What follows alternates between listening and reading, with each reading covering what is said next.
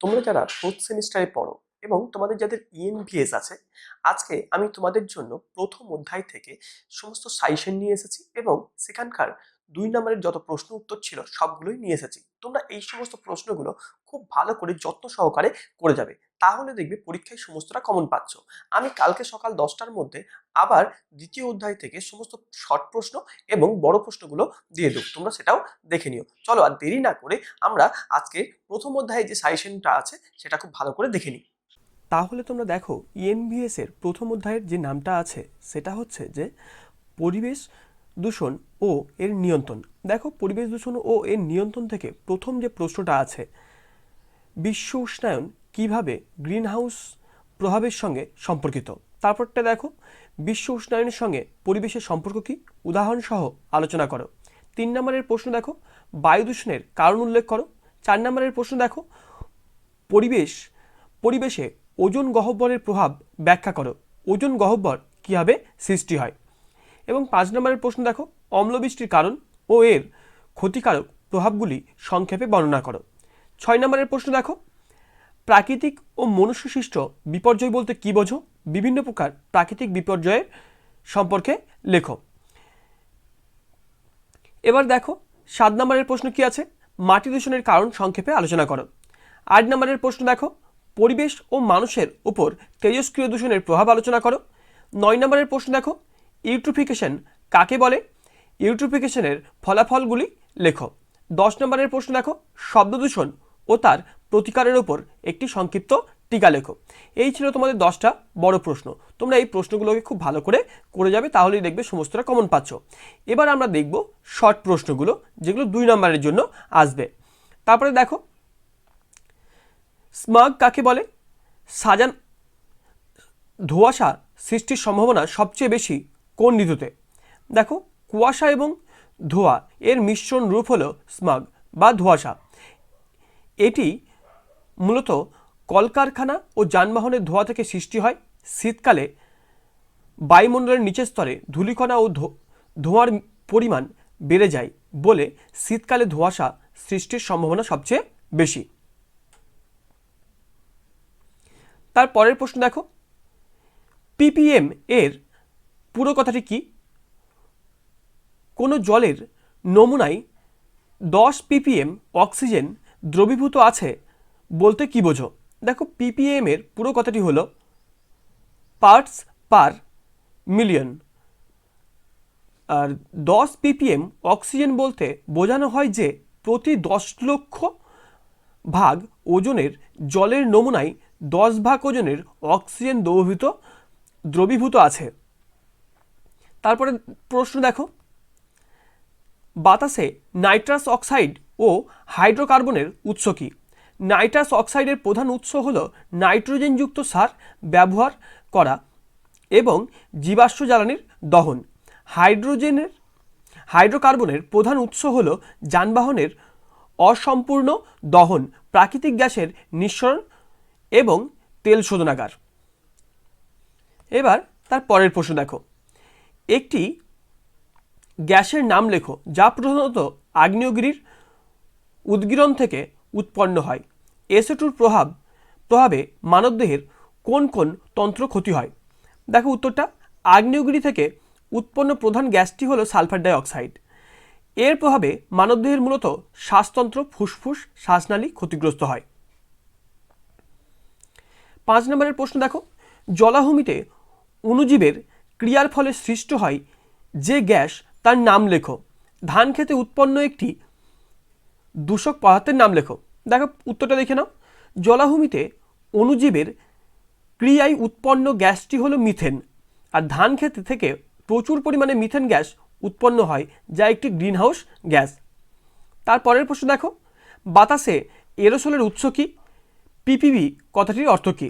বাতাসে এরোসোলের উৎস হচ্ছে ধূলিকণা, কলকারখানার ধোঁয়া, সমুদ্রের লবণের কণা এবং আগ্নেয়গিরির ছাই। পিপিবি কথাটির অর্থ হল পার্টস পার বিলিয়ন। তার পরের প্রশ্ন দেখো, 7 নম্বরের, এরোসোল কাকে বলে। এরোসোলের একটি উদাহরণ দাও। বায়ু বা অন্য কোনো গ্যাসীয় মাধ্যমে ভাসমান অতি সূক্ষ্ম কঠিন কণা বা তরল বিন্দুর মিশ্রণকে এরোসল বলে। এর একটি উদাহরণ হলো কুয়াশা বা ধোঁয়া। তার পরের প্রশ্ন দেখো, বাতাসে কার্বন ডাই অক্সাইডের একটি উৎসের নাম লেখো। বায়ুমণ্ডলের মান রক্ষার্থে শিল্পাঞ্চলের কার্বন ডাই অক্সাইড এর ঘনত্ব কত থাকা উচিত?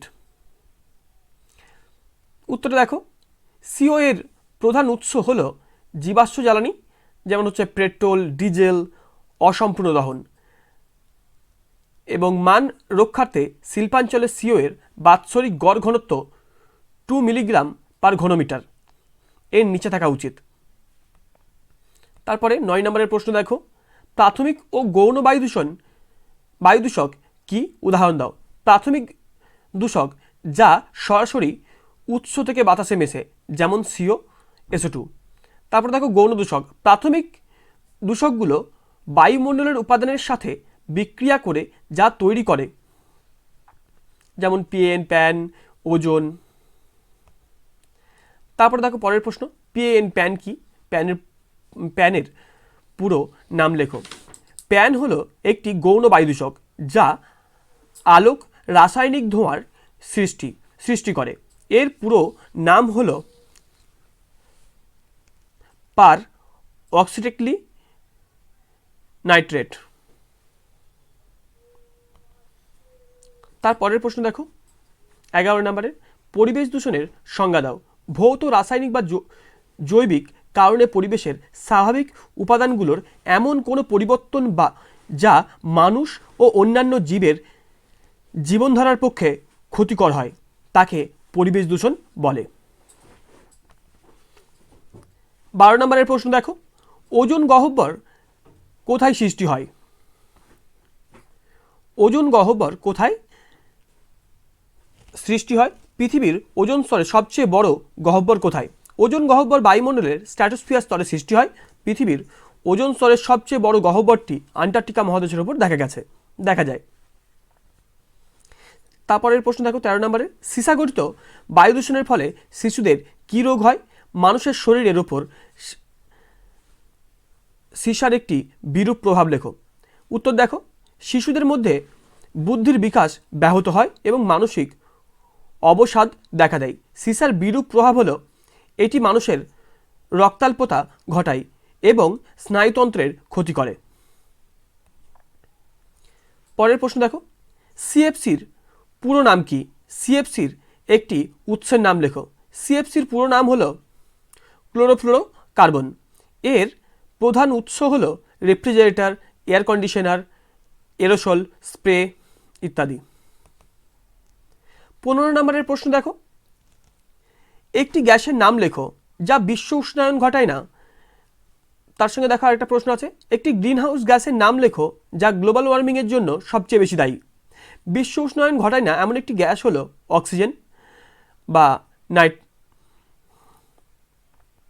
আর গ্লোবাল ওয়ার্মিংয়ের জন্য সবচেয়ে বেশি দায়ী গ্যাসটি হলো কার্বন ডাই অক্সাইড। 16 নম্বরের প্রশ্ন দেখো কি আছে, আর্সেনিক দূষণ থেকে সৃষ্ট একটি রোগের নাম লেখো। পানীয় জলের গুণমান রক্ষার্থে আর্সেনিকের মান কত হওয়া উচিত? আর্সেনিক দূষণের ফলে উত্তর দেখো, ব্ল্যাকফুট রোগ হয়। IS 10500 অনুযায়ী পানীয় জলে আর্সেনিকের সর্বোচ্চ অনুমোদিত মাত্রা 0.01 মিলিগ্রাম পার লিটার। 17 নম্বরের প্রশ্ন দেখো, IS 10500 অনুযায়ী পানীয় জলে লোহার সর্বাধিক অনুমোদিত মাত্রা কত? পানীয় জলের গুণমান রক্ষার্থে pH এর মান কত হওয়া উচিত? পানীয় জলে লোহার সর্বাধিক অনুমোদিত মাত্রা হলো 1.0 মিলিগ্রাম পার লিটার। পানীয় জলে pH এর মান 6.5 থেকে 8.5 এর মধ্যে হওয়া উচিত। তারপরের প্রশ্ন দেখো, IS 10500 অনুযায়ী পানীয় জলে ক্লোরাইডের অনুমোদিত সীমা কত? পানীয় জলে ম্যাঙ্গানিজের অনুমোদিত মাত্রা কত? উত্তর দেখো, ক্লোরাইডের অনুমোদিত সীমা 250 মিলিগ্রাম পার লিটার আর ম্যাঙ্গানিজের সর্বোচ্চ অনুমোদিত মাত্রা 0.1 মিলিগ্রাম পার লিটার। 19 নম্বরের প্রশ্ন দেখো কি আছে, মাটির অম্লতা বৃদ্ধির একটি কারণ লেখো। জমিতে অত্যাধিক পরিমাণে রাসায়নিক সার ব্যবহার এবং অ্যাসিড বৃষ্টির ফলে মাটির অম্লতা বৃদ্ধি পায়। 20 নম্বরের প্রশ্ন দেখো, পানীয় জলের স্বচ্ছতা বলতে কী বোঝো? জলে ভাসমান ধূলিকণা, কাদা, অণুজীব বা অন্যান্য জৈব অজৈব পদার্থের উপস্থিতির কারণে জল যে ঘোলাটে ভাব ধারণ করে এবং এর মধ্য দিয়ে আলো চলাচলে বাধা পায় তাকেই জলের অস্বচ্ছতা বলে। তোমরা এই সমস্ত প্রশ্নগুলোকে খুব ভালো করে নেবে এবং আমি কালকে সকাল 10টার মধ্যেই তোমাদের কিন্তু আমি দ্বিতীয় অধ্যায়ের সমস্ত প্রশ্ন উত্তরগুলো দিয়ে দেবো সাজেশন সমেত।